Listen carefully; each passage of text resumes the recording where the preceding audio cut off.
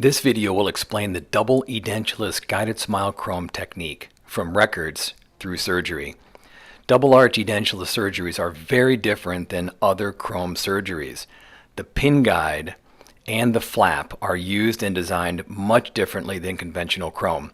The pin guide is a soft tissue supported guide and must fit the tissue intimately, and the occlusion must be exact. The successful outcome is a result of the pin guide fitting exactly as the patient's existing dentures or new dentures fit. It is critical that the steps are followed for surgical and restorative success. As you can see in the images, the patient's existing dentures do not exhibit proper occlusion, and this must be corrected. With improper fit or occlusion, the surgery cannot go forward. During the surgery, an ill-fitting denture means the trajectory of the implants and the bone reduction will be compromised. In this case, the restoring doctor went through all the steps of creating new dentures that can be used as spares during surgery.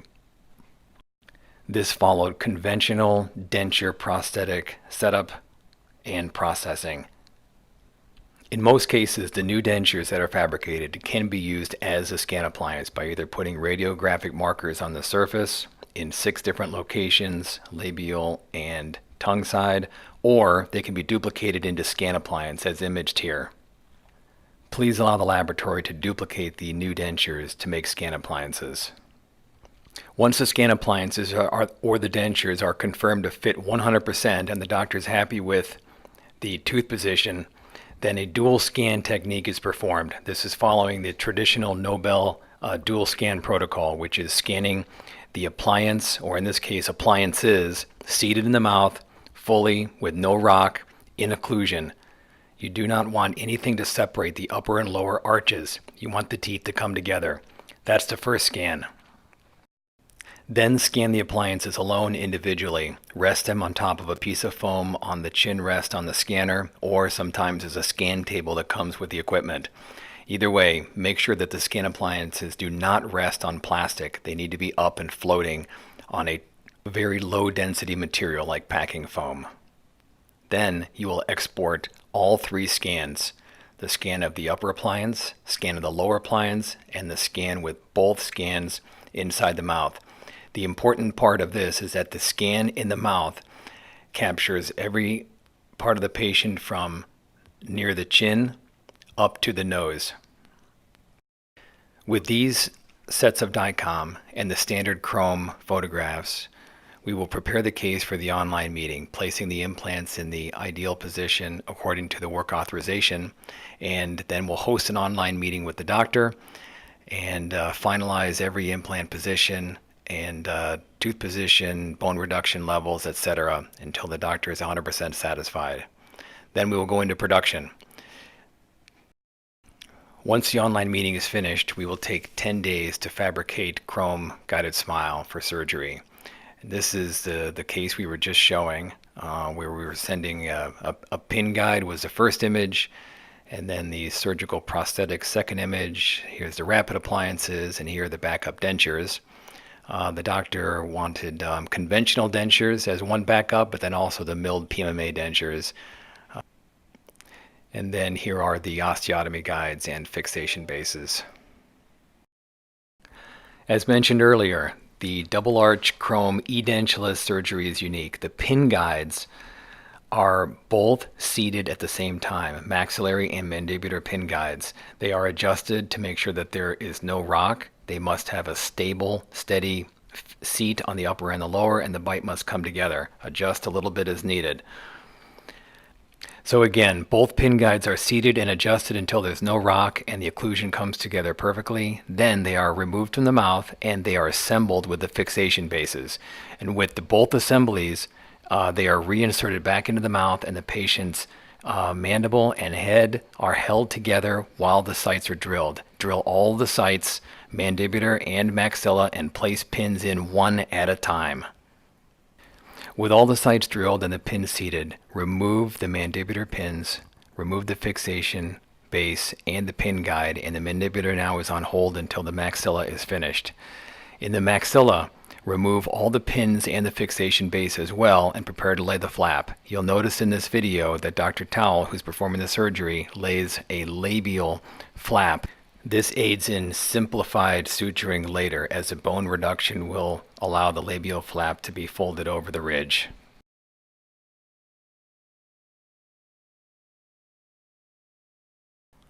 A scalpel is used to lay the flap.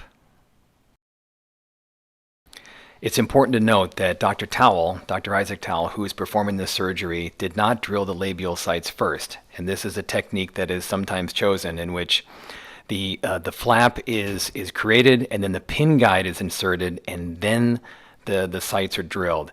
Either option is acceptable. So again, just to reiterate, you can either place the pin guide, or in this case pin guides initially, and drill all of your sites, or you can lay the flap and allow the pin guide to rest just on the tissue on the ridge and the palate in the maxilla, and then drill the sites after the flap is laid. Either way is acceptable. We've heard issues over the years that if the sites are already drilled and then the fixation base is removed and the pin guide is removed, that it could be difficult to find the holes again when inserting the fixation base, later in the day when performing the other arch. However, the amount of accuracy that is included when you have both pin guides in is probably worth searching for the holes. Once the fixation base is seated, then the rest of the chrome surgery follows all other chrome surgical protocols, which is reduce the bone to the level of the fixation base. And I know a lot of doctors tie off with a suture the lingual tissue, and then of course perform all the bone reduction. And then this is a helpful trick that all of our chrome users, well, most of our chrome users use, which is to place the carrier guide and make sure that it seats and clips in gingerly. And if it does, then you can place the prosthetic on, and you can check occlusion in a single arch case, but in a double arch case you can't really, because the opposing is going to be new teeth. In this case, they happen to just come together. Then the osteotomy guide is seated, and all the sites are drilled as normal chrome protocol. And the implants are placed, and just like many systems, this system allows the implant to be placed through the surgical guide. Once the implants have been placed, the carrier guide is reinserted, and the multi-unit abutments are placed, as well as the temporary cylinders. In this case, the doctor used impression posts. And they are all tightened down, and the green gaskets are used to block out the carrier guide, and the prosthetic is inserted, and the prosthetic conversion begins. Once the prosthetic is fully seated onto the carrier guide and there's no rock or gap, adjust as needed, then the small blue blockout plugs are placed in each cylinder, and then the Voco or other material, we really only recommend Voco or perhaps Stellar, they're both used to pick up the prosthetic. The Voco that we send is a self-cure. It is not a light or dual cure. It takes about 120 seconds, and each site is backfilled until the prosthetic is connected to the temporary cylinder. And that is the pickup process. Then the prosthetic is removed, and in this particular case, the doctor opted for aesthetic rapid appliances, which means the duplicate of the long-term prosthetic is printed, and we add pink to the labial, and it's an aesthetic rapid appliance, so the patient can wear this on ultra short term while we're fabricating the final restorations. So just as you can see here, there's a second pickup process. It's optional, but we do recommend it on every case so that you have an exact duplicate as a backup while the patient is going through the healing phase. And you can use that backup as a way to transfer the records to the laboratory. It's a simple process to transfer all the records: implant position, tooth position, occlusion, bite, everything. Very handy. Then the rapid appliance is removed. with the block-out gaskets and the carrier guide, and then the fixation base is also removed. And if the doctor chooses, comfort caps are placed, and the patient is sutured, and then we move on to the opposing arch.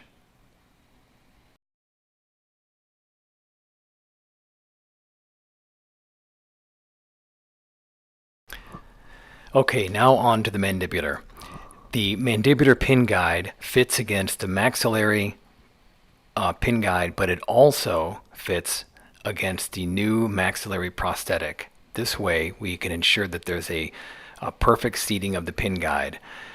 Now, if you'll recall, the labial sites were already drilled at the very beginning of the procedure. So at this point, Dr. Tal is just going to lay the flap and then reinsert the pin guide in order to seat the fixation base.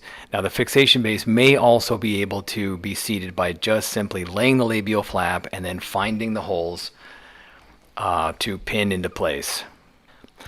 Now that the mandibular fixation base is in place, the bone is reduced, and the normal protocols are followed for chrome, which is bone reduction, try-in of the carrier guide, and then the abutments are placed, temporary cylinders are placed with the carrier guide in place, and then the prosthetic, and then the prosthetic is picked up in occlusion, and the case is finished. So thank you very much for watching. We are always available to answer questions. Of course, we're available for chairside assistance through every step of a Chrome surgery. So we invite all questions, and we invite you to request chairside support. Thank you very much. And thank you also Dr. Isaac Towle and Dr. Peck. Dr. Towle is a KOL for Chrome, has completed many surgeries, and is just a wonderful advocate and asset to us as we go through these surgeries. Thank you very much.